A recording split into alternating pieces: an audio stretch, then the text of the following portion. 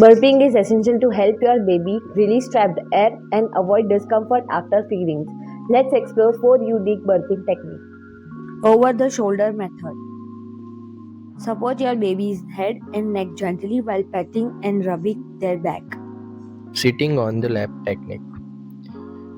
Use one hand to support their chest and jaw.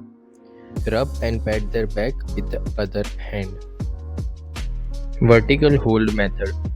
Hold your baby close to chest and gently sway to release gas. Sitting forward technique. For an alternative method, use the sitting forward technique. Make sure to support their chest and head properly while petting their back. Remember, be gentle, avoid excessive force, and burp your baby during and after the feeding.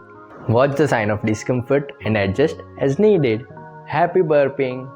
Celebrate the joy of parenting.